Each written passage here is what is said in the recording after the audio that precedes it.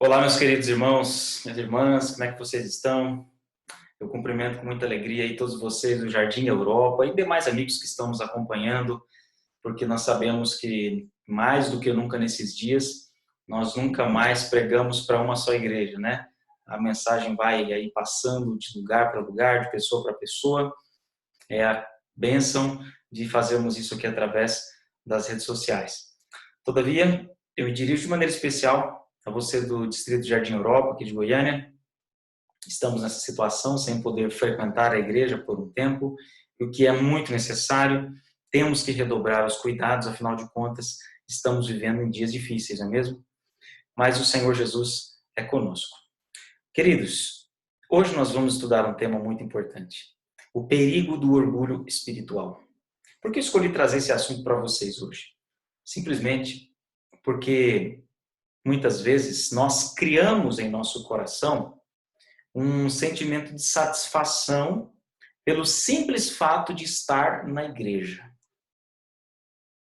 Mas você sabia que nos tempos de Jesus, o público mais difícil de ser salvo eram aqueles que estavam assiduamente indo ao templo?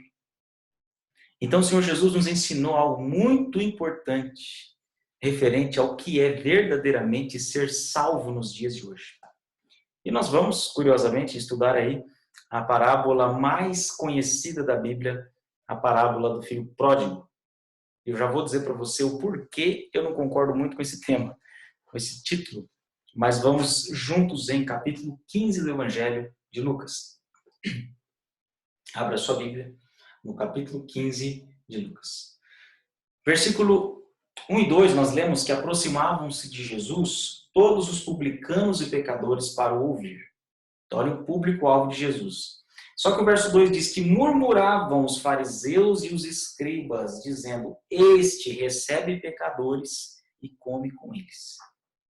Pensando nesse segundo público, e também no primeiro, tanto os pecadores declarados, que estavam fora da igreja, fora da comunidade da fé, quanto aqueles que estavam ali dentro da comunidade, mas com o coração mergulhado no pecado do orgulho, Jesus contou 3 parábolas, cada uma com uma lição preciosa. E nós vamos nos deter na última delas, quando Jesus fala da parábola do filho pródigo. Em algumas traduções, em algumas línguas, foi melhor traduzido para a parábola dos 2 filhos. Por que parábola dos 2 filhos? Porque não se trata de um filho perdido e outro filho salvo. Se trata de 2 filhos perdidos. É isso mesmo.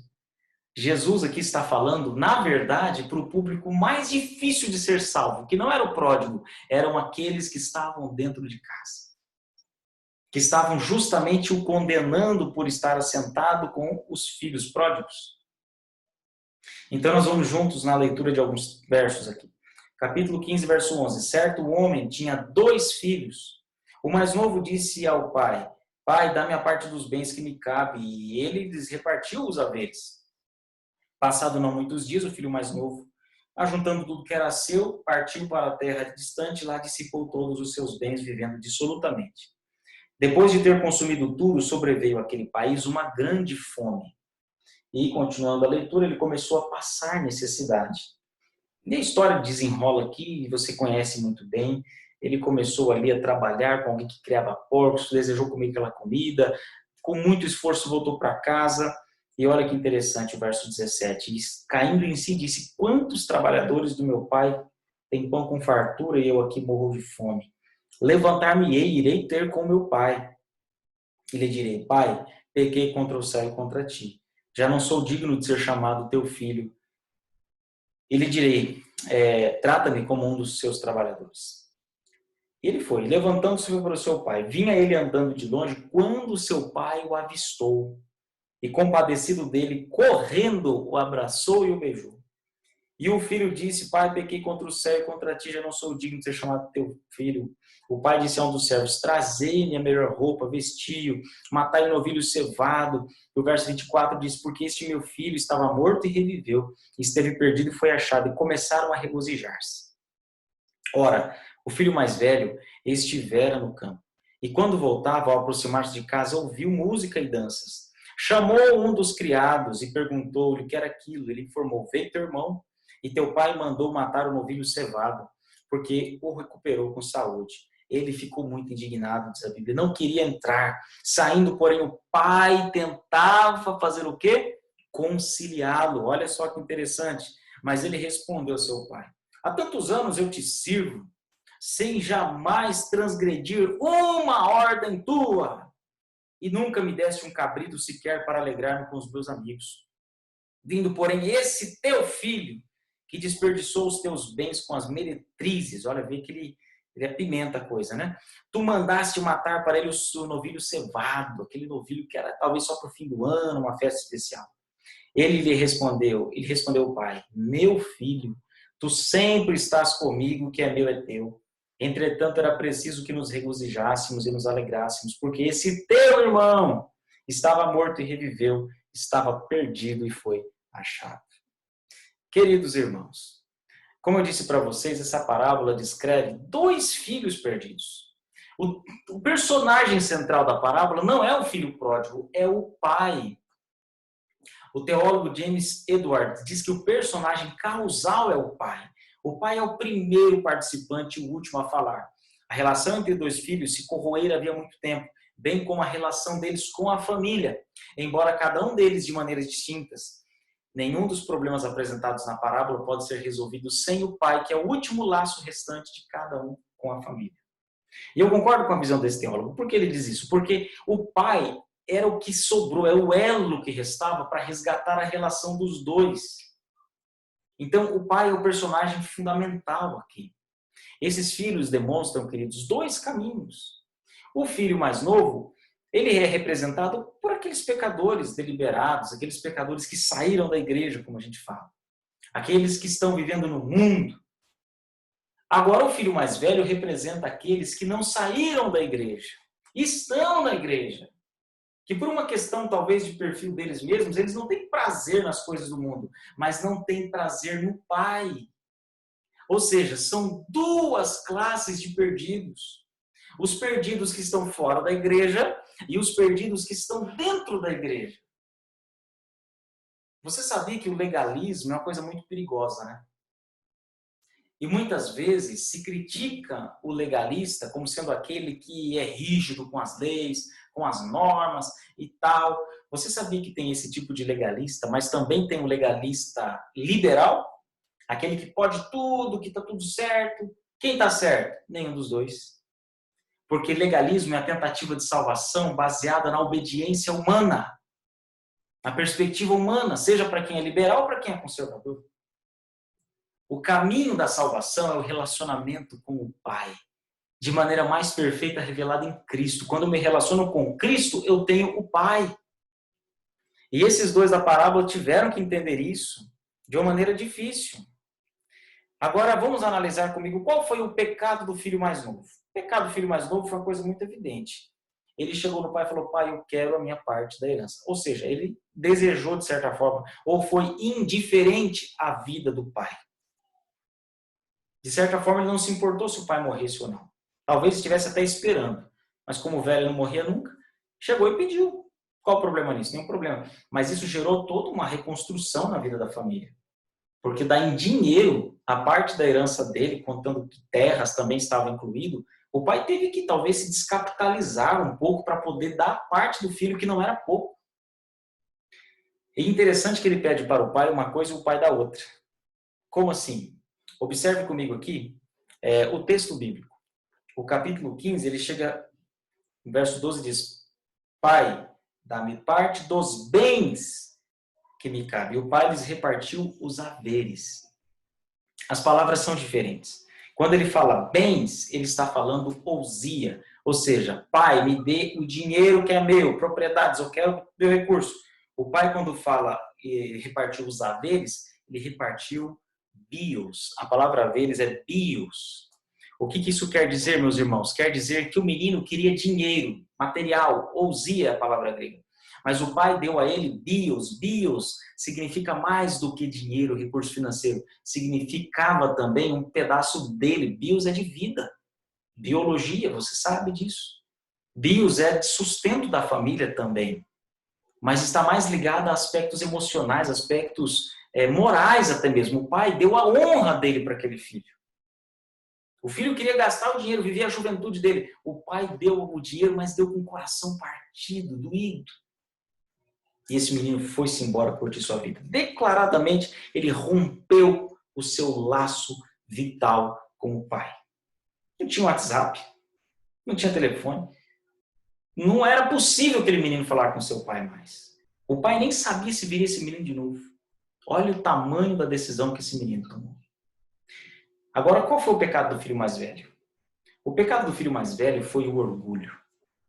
O pecado do filho mais velho foi, assim, aparentemente menos grave, mas eu acho muito mais sério de ser corrigido do que o do mais novo. Porque o mais novo, gente, ele foi lá e ele se arrebentou. A vida ensinou a ele. Ele teve que voltar ali murchinho, humilde, porque ficou pobre, ficou mal. O mais velho não, nada mudou. Só que uma declaração da boca dele revela que ele também não tinha um relacionamento com o pai. Ele fala, há quantos anos eu te sirvo? Eu te sirvo, ele usa a palavra doulos, ou seja, a palavra escravo. Então na cabeça dele, ele não era filho, ele era escravo. O pai não deu nenhum cabrito para ele, ou seja, ele podia ter o cabrito, ter o novilho cevado, ele podia. Ele tinha que desfrutar o amor do pai, a confiança do pai, mas não. Ele acordava cedo, trabalhava muito na casa do pai, fazia tudo na casa do pai, mas ele não passava tempo com o pai. Ele não desfrutava a presença do pai. Ele trabalhava igual um cavalo, como a gente fala, trabalhava muito, mas era só isso. Tinha muitos cargos lá na casa, era muito importante, muito requisitado, mas ele não era convertido aos valores do pai. E quando ele abriu a boca, ele soltou isso declaradamente, falou, sou um escravo seu, você não reconhece isso? E o pai ali tentou, não, meu filho, você é meu, tudo que é meu é teu. O que Jesus veio dizer? Já não vos chamo de servos, doulos, mas chamo-os de amigos. Salvação é relacionamento, meus irmãos. É relacionamento com aquele que nos salva, com aquele que é nosso grande amigo. Se você é um crente que trabalha muito para Deus, faz tudo para Deus, mas não tem amizade com Jesus, o seu cristianismo está fadado ao fracasso. Não há salvação para quem tenta ir para o céu fazendo coisas boas para Deus. O pecado do mais velho era ainda mais grave, porque quem é que ia conseguir convencer que ele estava errado? Nem o pai conseguiu. A história termina não dando a entender se aquele menino se arrependeu ou não. Possivelmente não. Que tipo de filho você é? Eu espero que você não seja nenhum dos dois. Nem um que está declaradamente longe de Deus e nem aquele que está na casa de Deus, mas que não cresce no relacionamento com Deus. Há 5, 10 anos é a mesma coisa de sempre. Não ora mais, não cresce no estudo da palavra, não testemunha mais, não vive uma relação de afinidade e de intimidade com o Pai, na pessoa de Cristo. Perceba que não é preciso sair da igreja para se afastar de Deus. Uma coisa fica muito evidente, a justiça do Pai para ambos. O Pai concedeu ao filho mais novo a sua justiça, meus irmãos. Quando o filho chegou injusto, indigno e se arrastando, pobre, miserável, mal cheiroso e tudo mais, o Pai concedeu a ele novas vestes. O Pai concedeu um calçado novo, um anel. O Pai deu a ele a honra e a dignidade de ser chamado filho daquela família. Agora e o filho mais velho? O pai tentou dar a ele a sua justiça, mas ele não recebeu. De que maneira? Quando ele chega para o filho e fala, meu filho, tudo que é meu é teu. Meu filho, eu te amo. E o filho rejeitou, fechou o seu coração. Porque o orgulhoso espiritual sempre pensa que está certo. Alguns se enveredam pelo caminho da dissidência, do perfeccionismo, de ficar tentando mudar a própria vida, de ficar se auto-reformando para dizer para alguém, ó, eu sou isso aqui há tantos anos. Sabe qual é o maior problema do orgulhoso espiritual? O passado.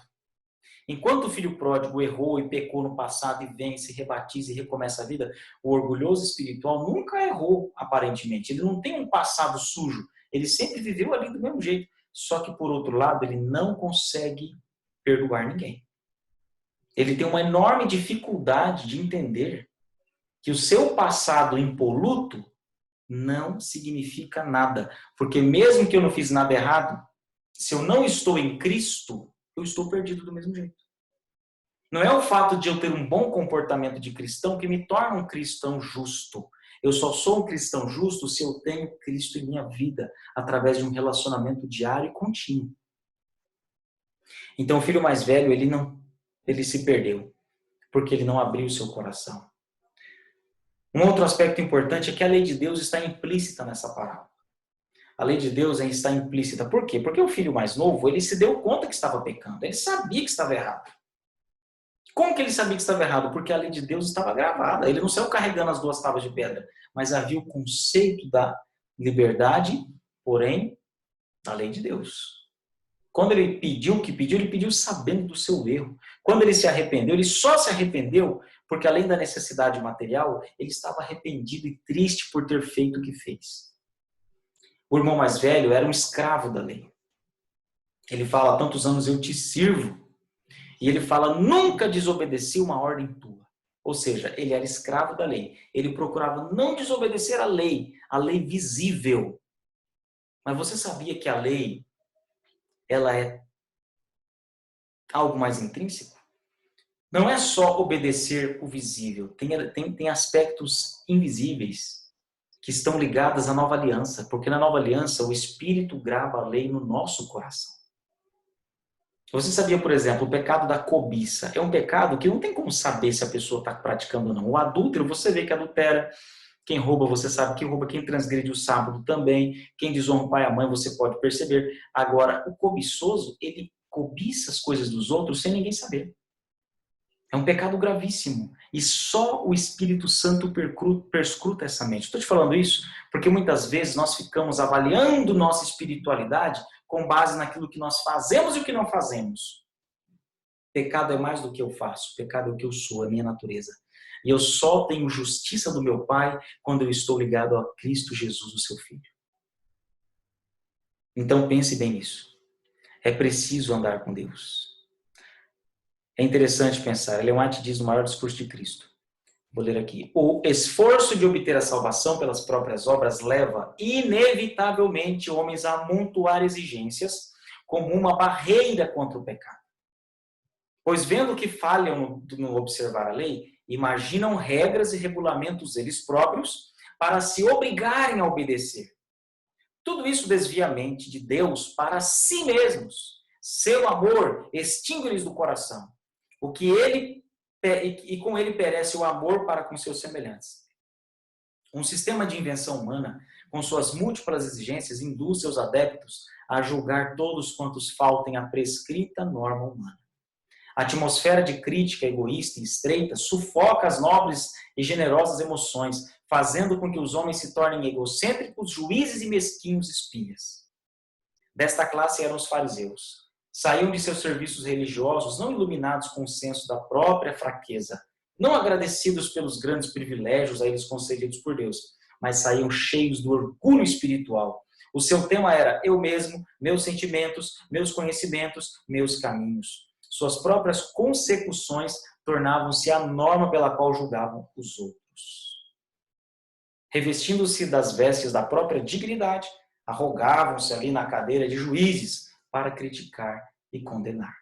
Maior discurso de Cristo, página 123. Meus irmãos, por isso que Jesus foi tão duro nessa parábola. Porque Jesus não estava falando do filho pródigo. O pródigo, o nome já diz, ele está perdido e sabe disso. Ele vai voltar. Agora, o irmão mais velho, meus irmãos, são aqueles que não cometeram erros aparentes, mas que criaram um sistema religioso para eles mesmos, de julgamento, de dureza, de orgulho, de não fraqueza, de não submissão. É um sistema que julga o erro do outro. É um sistema que não avalia sua própria fraqueza e dependência. Que tipo de pessoa você é? Eu encerro destacando a você que Jesus Cristo enfatiza que o lar é um lugar de relacionamentos. O nosso lar não é aqui, sabemos que é o céu. Mas ninguém vai para o céu sozinho. Uma vez eu estava tentando conciliar 2 irmãs que estavam brigando, se desentendendo, e uma disse, ainda bem que a Nova Jerusalém tem 12 portas, porque assim cada um entra por uma porta. Não vou entrar na mesma porta que essa irmã. Eu falei, não. Não é assim não, vai entrar pela mesma porta. Tem 12 portas, mas não é para essa finalidade. Irmãos, é preciso entender. Aquele irmão mais velho usa a seguinte expressão no verso 30. Vindo, porém, esse teu filho. O pai, lá no versículo 32, diz, teu irmão.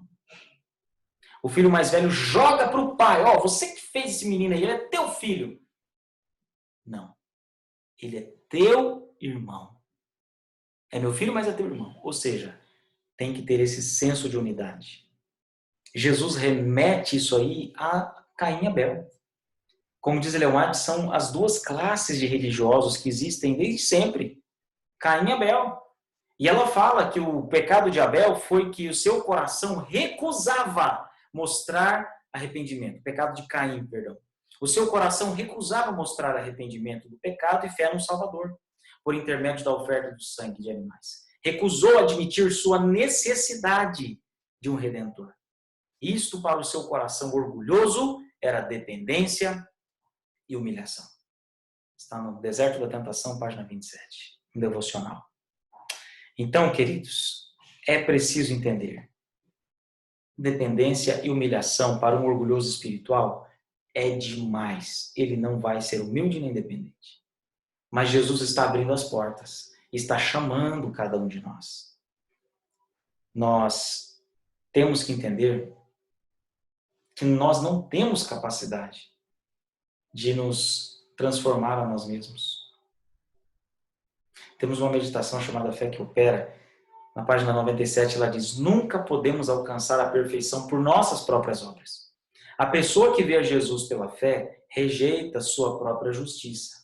Encara a si mesma como incompleta, seu arrependimento como insuficiente e sua mais forte fé como sendo apenas debilidade. Seu mais custoso sacrifício como escasso e se prostra com humildade aos pés da cruz. Queridos, de que lado você está? Se você está perdido, longe de Deus, saiu da igreja, está desanimado, acha que não tem mais chance, mais jeito, sua salvação está a um olhar de distância. Olha para o teu Pai, Ele já está olhando para você. Confessa seu pecado e clama por Ele, porque Ele vai colocar a justiça dEle, o manto da justiça dEle sobre você. Você vai virar filho de novo. Se você é o filho mais velho, o irmão mais velho, que está na igreja há muito tempo, achando que não tem pecados, que não tem erros, cuidado. Essa é a classe mais perigosa. A lição que fica é que todos nós precisamos nos ajoelhar, nos humilhar e reconhecer que dentro ou fora da igreja, todos somos iguais. E precisamos permanecer em Cristo a cada dia e a cada instante para que Ele nos salve de nossa condição. Que Deus te abençoe e que nós estejamos nessa reta final, meus irmãos, nessa sacudidura, nessa luta que estamos enfrentando, intimamente ligados a Cristo. É isso que faz com que nossa fé tenha sentido. Fiquem com Deus, vamos orar. Pai querido, encerramos este culto, consagrando a Ti nossas vidas e confessando a Ti nosso pecado. Seja o pecado deliberado, orgulhoso, ou aqueles pecados do orgulho, o pecado de achar que está tudo certo e que não precisa de um Salvador. Abençoa meus irmãos, as minhas irmãs, os jovens, as crianças, que todos voltemos para a Tua casa, para o relacionamento contigo. Em nome de Jesus. Amém.